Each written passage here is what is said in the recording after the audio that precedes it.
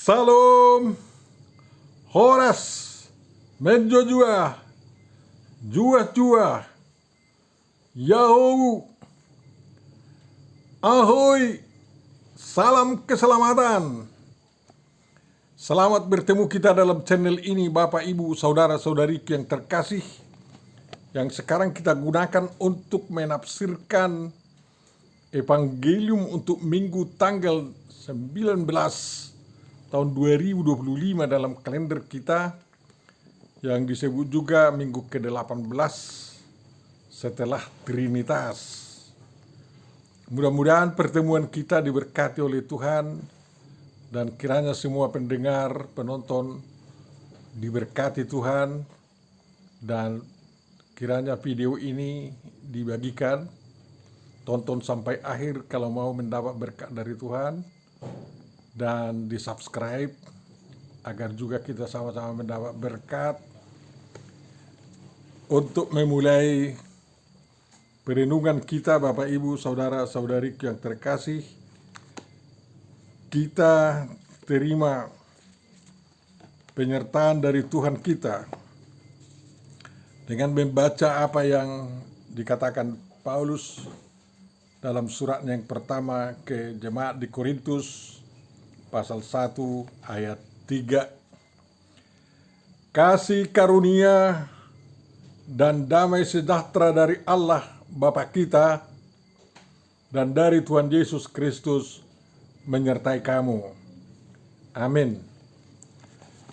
Firman yang akan kita renungkan Bapak Ibu Saudaraku yang terkasih ditentukan dari kitab Kejadian pasal yang ke-32 ayat 22 sampai ayat yang ke-32.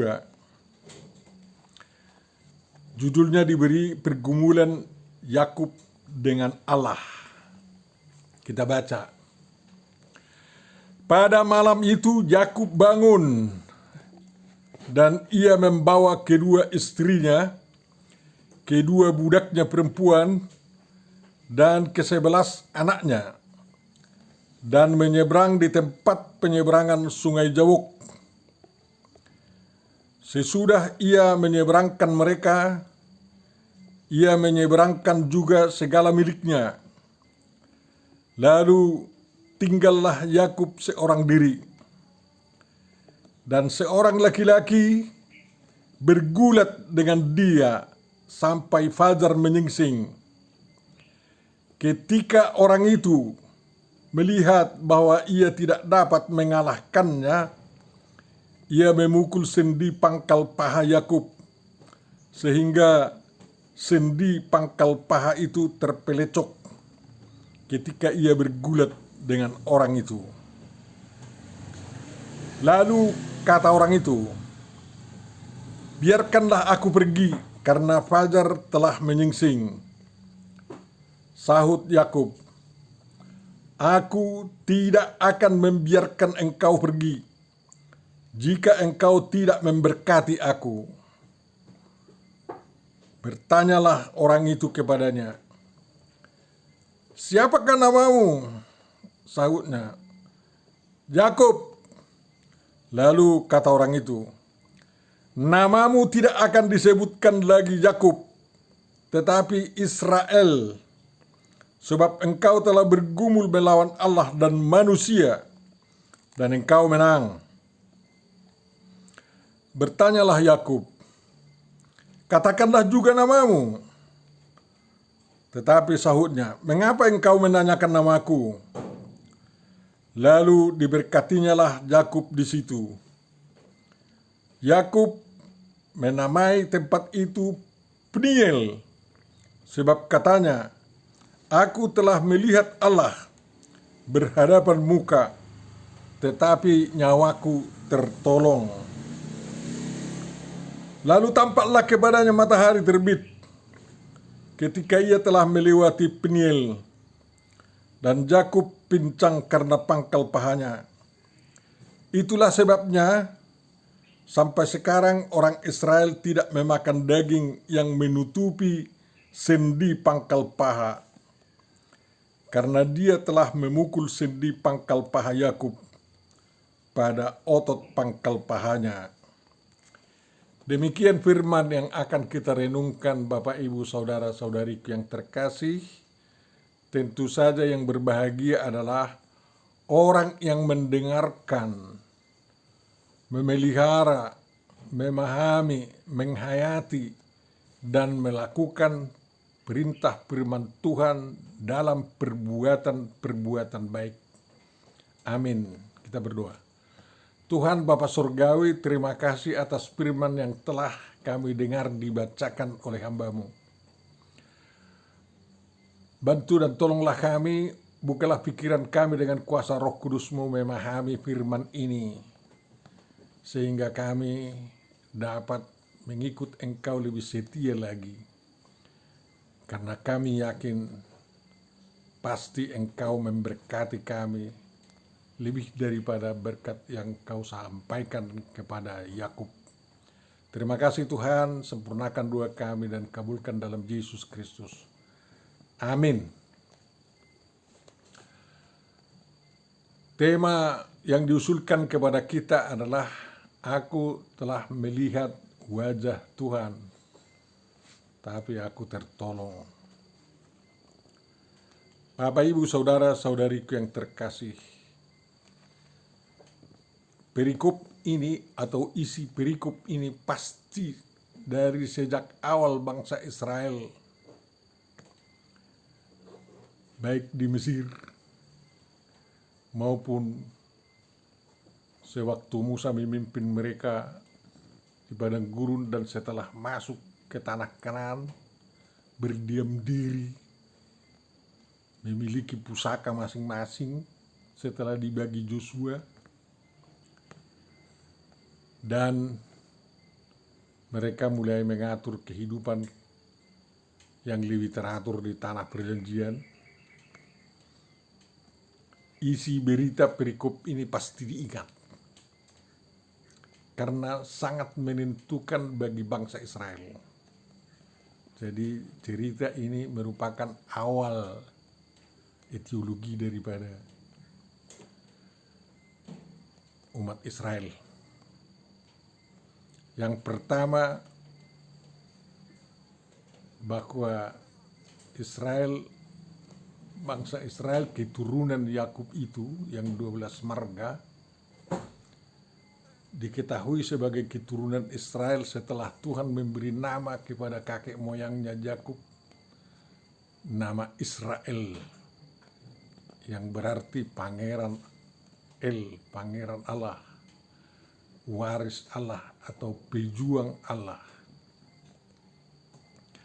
Dan yang kedua, mengapa mereka tidak makan daging dari pangkal paha?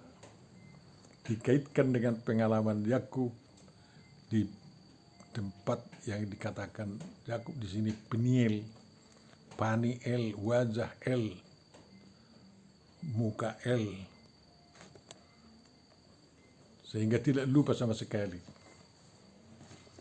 Cerita ini menginspirasi mereka sepanjang perjalanan sejarah mereka, bahkan sampai sekarang. Nama Israel mempersatukan mereka, karena setelah pecah kerajaan Israel itu, ya, Daud dan Salomo memakai nama kerajaan Israel, Saul juga. Tapi setelah Yerobeam dan Rehabeam membelah bangsa itu, satu kerajaan Samaria yang dipimpin Yerobeam, dan satu lagi kerajaan Yehuda yang dipimpin oleh Rehabeam. Jadi mereka lupakan waktu perpecahan itu nama Israel. Tapi setelah mereka dibuang ke Hamat di Mesopotamia dan juga ke Babilonia di Mesopotamia juga di Babel, nama Israel muncul. Mereka teringat akan hal itu sehingga menjadi nama yang mempersatukan. Israel terkenal dengan hukum kosernya, ya, tapi banyak makanan yang tidak mereka makan, Tapi sehubungan dengan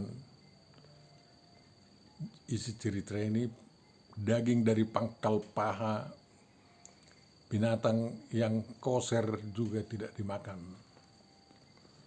Ya, pantang katanya. Seolah-olah mereka mau makan daging paha kakek moyangnya kalau mereka makan itu. Hebat itu ya. Sehingga kalau mereka membeli daging dari pasar, mereka selalu tanya, dari bagian mana ini? Dari pangkal paha atau dari bagian punggung atau mana ya katanya. Jadi kalau dari pangkal paha sisihkan, tak ikut itu katanya. Mereka setia akan hal itu. Padahal memang daging dari pangkal paha itu yang paling enak kan. Bagian Tuhan lah itu katanya. Bapak Ibu saudaraku yang terkasih, itulah yang pertama. Yang kedua, Yakub itu penuh pergumulan hidup. Sampai pemberian nama barunya, pergumulannya bukan hanya pergumulan batin, tapi juga bergulat dengan orang yang kemudian dia kenal sebagai El. Ya. Bahasa Arabnya, bahasa Indonesianya Allah. Hebat itu. Sewaktu dia pun mau lahir, ya, tangannya udah keluar duluan dari rahim ibunya, dari rahim Ribka, dan ibunya terus mengikat sebagai tanda-tanda bahwa dia keluar pertama ya. Baru masuk lagi, baru Esau lahir sebagai yang pertama. Dari kelahirannya pun sebenarnya sudah dipertanyakan siapa yang sulung, ya. Yang lahir pertama tangannya si Yakub, tapi yang lahir dengan kepala keluar si Esau kan kayak gitu. Dan pada akhirnya setelah mereka pemuda ya, si Esau itu suka makan kacang merah dan si Yakub itu suka menanam kacang merah. Waktu dimasak, Esau minta agar diberikan sama dia. Tapi si Yakub itu punya akal. Saya akan berikan kalau kau memberikan hak kesulunganmu kepada saya, katanya. Waktu itu Esau itu merasa sepele kan. Udahlah. Walaupun ku katakan sekarang oke sama kau lah itu hak kesulungan itu. Mana benar terjadi itu dipikirnya. Akhirnya dia katakan oke sama kau hak kesulungan. Ya. Tapi itu terjadi dalam rangka memenuhi pesan Tuhan bahwa anak yang terakhir lahir akan disebut yang sulung. Hebat juga itu. Jadi jangan anggarkan kau lahir pertama atau lahir belakangan. Orang Batak bilang, siap pudap pebodo gabe raja, asal merbisuk jalan raja. Daripada siap kangas si oto-oto gabe raja, katanya. Jadi buktinya bahwa dia punya hak kesulungan adalah dalam peristiwa bagaimana mendapat berkat anak kesulungan dari ayahnya Ishak. Ribka kawannya ibunya itu, kawannya untuk mengetahui rahasia Ishak bersama Esau. Ya memang Ishak itu konsisten mau memberikan hak kesulungan atau berkat kesulungan kepada putra sulungnya Esau. Tetapi Ribka mengajari Yakub ya untuk mendapat itu sebelum Esau pulang dari berburu. Ternak domba itu dipotong segera menjadi kurban untuk mendapat hak kesulungan ya. Ingat ini. Jadi bukan binatang hutan yang menjadi kurban mendapat hak kesulungan, berkat kesulungan. Domba yang terpilih. Dan kita lihatlah Ribka itu sangat pandai ya, dimasak enak-enak, harum. Dia sudah tahu bagaimana Ishak mencium keharuman daripada bumbu-bumbu yang dibikinnya kan. Lalu karena Esau itu tangannya berbulu, dia bilang, ambil kulit domba itu, lapisi dengan tanganmu, kan bapakmu sudah bisa nggak melihat lagi, hanya meraba-raba katanya. Ya udah rabun tua lah kan. Hebat ini. Apakah itu penipuan? Terserah kalian lah itu. Tapi itu peributan untuk hak kesulungan dalam rangka realisasi kehendak Tuhan, bukan kehendak manusia. Akhirnya berhasil kan. Walaupun Ishak sempat ragu, enak kali makanan ini. Belum lama pun pergi Esau terus pulang bawa makanan enak. Mari dulu kau sentuh katanya. Coba yang diperiksa entah berbulu. Tapi Ribka sudah mengajari anaknya agar tangannya berbulu domba. Tidak berbulu musang. Berbulu domba. Yalah. Dan akhirnya Ishak itu memakan apa yang dipersembahkan oleh Yakub itu kepada ayahnya, kan kayak gitu. Lalu diberkatinya Yakub, dan setelah berkat itu sampai dimeteraikan, ya sudah selesai dramanya. Esau pulang dari berburu dan memasak. Ayah, makanlah yang kuburu ini katanya. Terkejutlah si Ishak itu kan. Siapa tadi yang menyediakan makanan? Udah kuberikan berkat suruh kepadanya katanya. Akhirnya Esau itu nangis. Marahlah dia. Kubunuh kau nanti, Yakub katanya. Tapi dia lupa bahwa dia sudah memberikan hak kesulungan kepada adiknya itu. Adik dari kelahiran itu kan. Kalau dia tidak lupa, memang sudah kuberikan hak kesulungan sama dia dulu, biarlah. Akhirnya dia menyerah. Karena tidak ada lagi berkat hak kesulungan, satu-satunya. Lalu minta dia, apakah hanya itu berkatmu? Ishak memberkati anaknya Esau juga. Menjadi bangsa yang besar, makmur, dan luar biasa. Dan karena Esau dilihat Ribka sangat marah, dia mengatur strategi agar Yakub bisa melarikan diri ke rumah pamannya di Haran. 500 km itu dah. Dibekali luar biasa. Yakub pergi ke Haran, ya. Dan di Haran dia bertemu dengan dengan Rahel yang sangat cantik. Ditanya di mana rumah ayahmu. Akhirnya dia sampai ke rumah Laban. Bukan rumah si Laban yang seborong-borong ya. Tapi rumah si Laban yang pamannya Yakub. Dia diuji di sana bagaimana dia. Apakah dia mau mengikut pamannya menyembah dewa-dewa mereka atau tidak? Enggak. Akhirnya dia harus mendapat 2 kakak adik menjadi istri karena ditipu oleh mertuanya si Laban kan. Sudah tahu kita semua itu. Sudah kerja 7 tahun, ya. Marilah nikahlah aku dengan yang bungsu itu. Tapi si Laban bilang, adat kami harus yang sulung duluan. Ya hebat itu kan. Akhirnya mau dia. Oke, kerja 7 tahun lagi. Baru Rahel bisa dipersunting jadi istri. Kerja lagi, nanti semua yang belang-belang menjadi milikku ya, mertua katanya, semua. Tahun itu semua yang belang-belang adalah miliknya.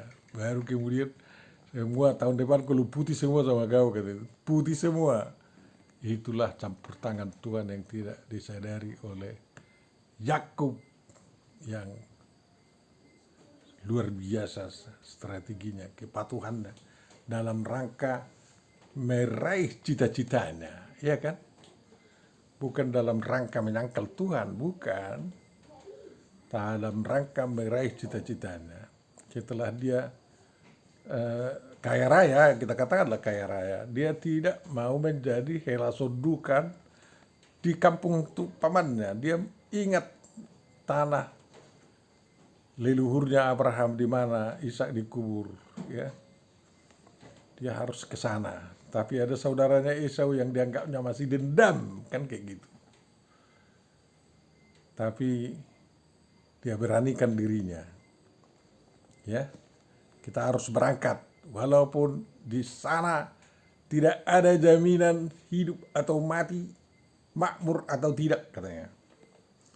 Tanah leluhur memanggil, tanah perjanjian memanggil, kan kayak gitu. Berangkat ya. Setelah ada mendekati Sungai Jabok dan Esau berada di seberang, dia dengar Esau itu sudah kaya raya, Yakub kaya raya. Yakub yang merasa bermusuhan dengan Esau, kalau si Esau enggak. Bahkan dia sangat rindu kepada adiknya itu. Tapi si Yakub ini tahu diri lah, aku sudah pernah dustai dia, katanya. Akhirnya dia atur strategi seperti dalam cerita ini. Seorangkan dulu istri-istrinya, 2 istrinya Lea dan Rahel, udah itu kundik-kundiknya atau budak-budak perempuan yang melahirkan anak-anaknya juga. Anaknya 11, putrinya 1, si Dina. Udah itu ternak-ternaknya, harta-hartanya semua. Dia bergumul terus, bagaimana ya? Apakah bisa aku berjumpa dengan Esau itu dengan damai, katanya, atau hanya terjadi perang sabil untuk saling memusnahkan, mengingat dosa lalu, katanya. Dosa lalu, katanya. Padahal Esau tidak mengingat lagi. Setelah ada kabar bahwa adiknya si Yakub mau datang, si Esau bilang, siapkan pasukan 400 bersama dia untuk menyambut adik saya, katanya, ya kan. Tapi Yakub hitir-hitir, ketar-ketir. Itulah perasaan orang yang bergumul dengan dosa masa lalu kalau belum dihapus. Makanya Bapak Ibu Saudara yang terkasih, siapapun Anda, kalau ada dosa masa lalu, mohon dihapus. Kalau perlu ritus penghapus dosa masa lalu bisa dilakukan agar pengampunan dosa itu dimeteraikan oleh Tuhan Yahova Elohim Yesus Kristus, Ruach HaKadosh, ya, Tuhan kita yang Maha Esa dan Maha Pengasih itu. Jadi kalau ada gereja-gereja yang melakukan kebaktian pemutusan roh jahat, dosa orang tua, ya itu biasa, itu kita lakukan juga kok. Aku melakukan itu sering. Sehingga orang terbebas dari dari bayang-bayang dosa kakek moyang dan lain-lain. Dosa masa lalunya juga. Agar dia bisa murni memuja Tuhan dengan kusuk. Sangat akrab dengan Tuhan. Makanya dosa itu perlu diputus. Ya. Sekarang kehadiran Yesus Kristus telah memutus dosa warisan kan, dan diganti dengan anugerah warisan kepada setiap keluarga Kristen. Jadi jangan lagi ajar-ajarkan bahwa anak-anakmu memikul dosa warisan. Sebelum Tuhan Yesus datang ke dunia ada dosa warisan. Setelah Tuhan Yesus menebus dosa, menghapus segala dosa warisan itu, diganti dengan anugerah warisan.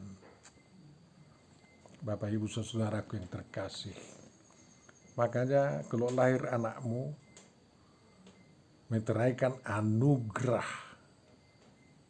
warisan kepada putra-putrimu yang lahir itu. Bikin tanda salib di wajahnya, ya, agar dia betul-betul dalam kasih Tuhan. Di gereja lain ada langsung penyerahan anak itu ke tangan Tuhan, dan belakangan setelah dewasa dibaptiskan. Sama kita, kalau boleh baru lahir dibaptiskan aja sebagai meterai anugerah warisan, dan menyatakan dengan jelas bahwa dosa warisan tidak lagi kena sama anak itu kan.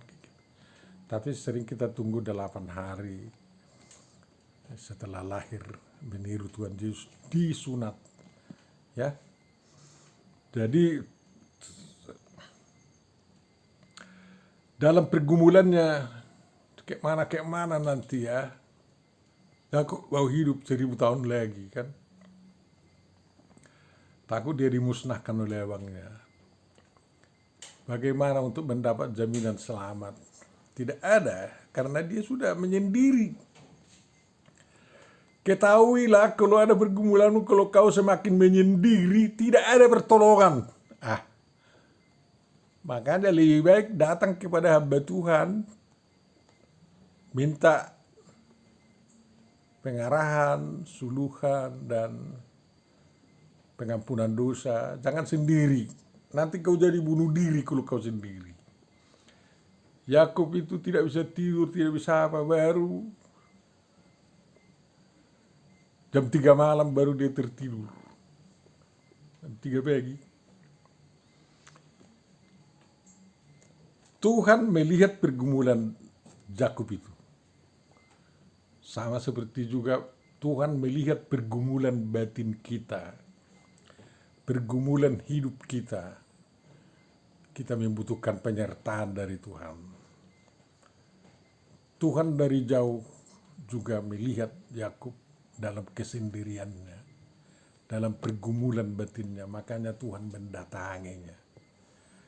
Ya, secara antropomorfis, secara dalam wujud manusia yang bisa dipegang, ya, digumul, dirangguton, ya. Itu keistimewaan daripada keimanan orang Kristen tentang Tuhannya, bahwa Tuhan kita yang Maha Kuasa, Maha Esa itu mau menjadi wujud manusia agar dia bisa datang kepada kita. Kalau tidak mau dia begitu, kita mati. Karena tidak ada yang bisa melihat wajah Tuhan kecuali mati. Itu tertulis dalam Alkitab, baca. Keluaran itu. Musa aja hanya 1 kali melihat wajah Tuhan. Sudah itu tambonnya aja yang dilihatnya, belakangnya. Ya, karena belas kasihan Tuhan makanya Tuhan mengatakan, aku berhadapan muka dengan hambaku Musa, katanya. Ya, tapi ribuan tahun sebelum itu Yakub mengalami pertemuan dengan Tuhan dan tertolong. Kalau memang Tuhan Maha Pengasih, ya kita tertolong mau berjumpa dengan Tuhan. Makanya kalau Tuhan datang sebagai manusia, firman-Nya itu datang sebagai manusia dalam Yesus Kristus, dalam wujud manusia, itu sama sekali pengasihan Tuhan kepada kita. Bukan main-main itu. Lebih baik dia menjadi manusia, berjumpa dengan kita, daripada Tuhan menyampaikan pesannya kepada malaikat Jibril. Jibril itu bisa menipu itu. Ya. Hati-hati. Malaikat yang menjadi iblis kok. Jadi lebih baik Tuhan yang datang dalam wujud manusia untuk bertemu dengan kita. Dan itu sudah sering dilakukan oleh Tuhan, dari terdengar dari berita Alkitab. Ya. Dengan Adam melalui suara. Ya. Tapi kepada Abraham, ya, dalam pemanggilannya melalui suara. Tapi di Mamre, Tuhan, Abraham melihat 3 orang datang, dan 1 di antaranya adalah Tuhan. 2 orang lagi malaikat. Jadi dalam wujud manusia, ya. Jadi kalau Tuhan mau memberkati dunia ini, dia datang sebagai wujud manusia menyampaikan berkat-Nya. Seperti Tuhan Yesus, Tuhan memberkati kita dalam Tuhan Yesus Kristus. Mana kurang sedikit pun berkat-Nya itu. Oke. Yakub bergumul luar biasa, marseranggut dengan orang yang datang menemuinya di pagi subuh itu. Ya. Kalau bergumul, bahasa Indonesia hanya dalam batin. Kalau bergulat, seolah-olah ada ringnya. Tapi kalau bahasa Batak merseranggut, tak paringi itu. Tapi terus Yakub memegang erat lawannya bergumul itu. Dan akhirnya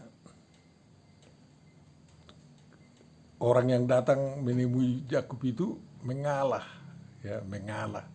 Sebenarnya bukan kalah, ya. Mengalah lah kita katakan. Karena apa?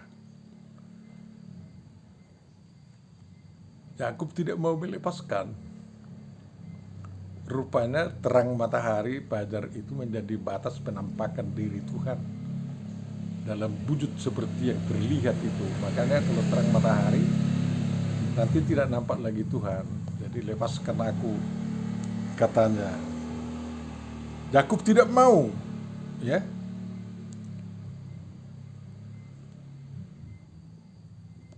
Sebelum orang itu memberkati, begitulah kita mau bersinggungan dengan Tuhan di dalam kehidupan ini, ya.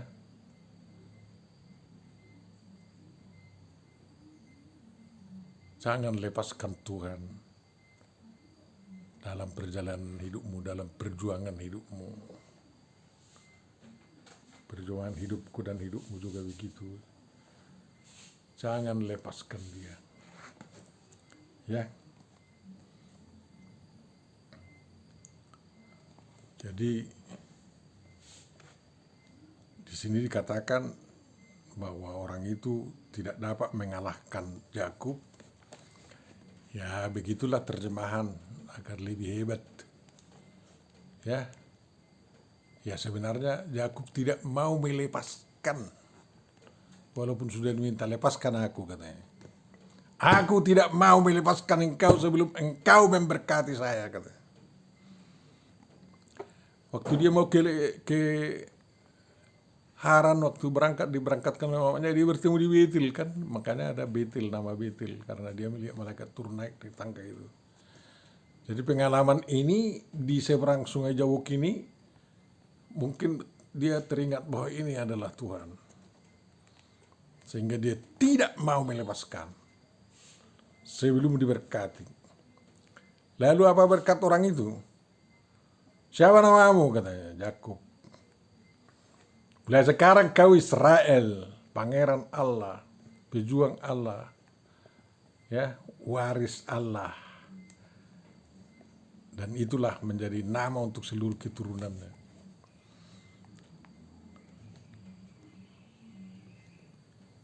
Malaikat atau Tuhan itu tidak mengulangi berkat Abraham sama dia, ya. Tetapi dan rumusan berkat-berkat itu tidak disampaikan di sini.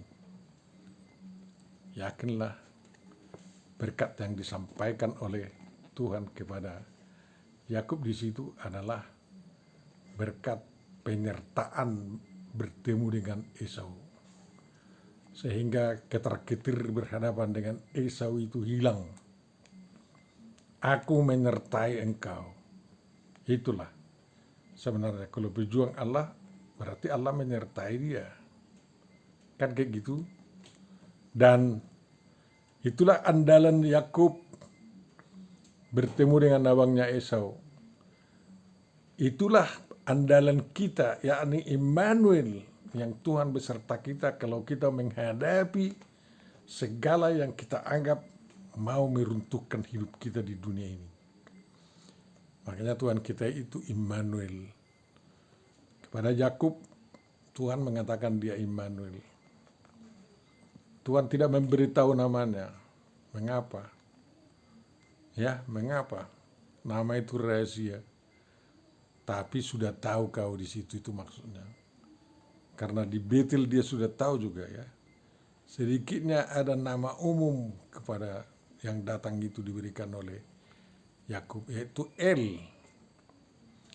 Bukan Jehovah. Abraham menyebut Tuhannya Jehovah. Tapi ini El sebagai nama umum. Ya, tetapi khususlah. Jadi khusus itu kembali. El itulah Jehovah Elohim kita. Israel menjadi pejuang Tuhan. Dia bergumul, katakan melawan Allah, bersparring dengan Allah. Ya, bukan melawan, bersparring dengan Allah, gitulah. Kalau melawan seolah bermusuhan lah mereka, enggak. Dan dengan manusia juga dia bersparring dengan abangnya Esau kan. Sparring itu di panggung pergulatan kan kayak gitu. Jadi Yakub itu tidak melawan Allah, bersparring dengan Tuhan hingga Yakub mendapat berkat dari Tuhan, yakni kepastian hidup dalam damai dengan abangnya Esau. Dan itu ternyata setelah pertemuan mereka ya, mereka pesta luar biasa ya. Setelah kerinduan 20 tahun lebih bisa bertemu kembali. Bayangkan itu. Dan Esau mengajak Yakub hidup bersama-sama di daerah itu, tapi Yakub mengatakan, aku agak menjauhlah di sana ke tanah Seir, katanya kan gitu. Dia masih dibayang-bayangi, nanti muncul-muncul lagi kebencian sama aku. Lebih baik hidup agak berjauhan tapi dalam damai. Itu ya. Keluarga tidak boleh hidup berjauhan dalam damai kan, tidak boleh. Suami istri tidak boleh berjauhan hidup dalam damai. Tapi Yakub dan Esau sedikit berjauhan tapi hidup dalam damai. Tidak lagi ada permusuhan. Ya, terserah kepada Tuhan lah mana berkat-berkat yang dipenuhi Tuhan kepada mereka masing-masing, kayak gitu kan. Jadi kepada Yakub dan keturunannya berkat anak sulung itu terus berlanjut, dan kepada Esau yang menjadi bangsa Edom itu berkat Tuhan itu juga berlanjut. Makanya dalam sejarah perjalanan bangsa Israel itu sering tidak bermusuhan dengan Edom, tetapi kalau Edom jatuh ke dalam dosa memang ada permusuhannya. Mereka juga dimarahi oleh Tuhan. Bapak Ibu saudaraku yang terkasih, nyawa kita tertolong walaupun bertemu dengan Tuhan karena Tuhan telah mau merendahkan dirinya, menyesuaikan dirinya dengan kita sehingga kita tidak mati. Bahkan memberikan keselamatan kepada kita melalui darahnya yang tertumpah di bukit Golgota, dan juga melalui darahnya atau air suci yang keluar dari dadanya menyucikan kita semua, Bapak Ibu saudaraku. Tuhan memberikan kemenangan kepada kita. Tuhan memberikan kemenangan kepada Yakub tanpa pertumpahan darah, tanpa senjata, tetapi dengan kasih damai sejahtera di antara bersaudara. Kayak gitulah sebenarnya para penganut agama Abraham walaupun berbeda teologi harus bisa hidup dalam damai sejahtera, tanpa permusuhan, tanpa pertumpahan darah. Tetapi mungkin bisa secara teologi berjauhan, tempat berjauhan, atau di suatu tempat bisa bersama, tetapi mereka tetap damai sejahtera. Esau adalah keturunan Abraham, Yakub adalah keturunan Abraham. Kita juga adalah keturunan Abraham. Kaum Arab itu juga keturunan Abraham, dan Israel juga keturunan Abraham. Mari kita belajar dengan penyertaan Tuhan, tidak ada satu pihak pun yang merasa khawatir dan takut-takut terhadap yang lain, tetapi bisa hidup dalam damai sejahtera. Mari kita lihat bagaimana Tuhan mengatur kehidupan kita dalam jemaat di Indonesia, agar kita terus berjuang dan berjuang menjadi laskar Kristus yang membawa damai di tengah-tengah bangsa kita. Mari perjuangkan kehidupan ekonomi bangsa kita, jauhkan diri dari praktek merongrong bangsa, tetapi dukunglah bangsa kita, jauhkan dari praktek korupsi, tapi jadilah pembasmi korupsi. Bapak Ibu saudaraku yang terkasih, Tuhan memberkati kita semua. Amin. Terima kasih Tuhan atas renungan yang sampai kepada kami. Kiranya itu menjadi berkat dalam kehidupan kami dan kemuliaan bagi nama-Mu dalam Yesus Kristus Tuhan kami. Amin.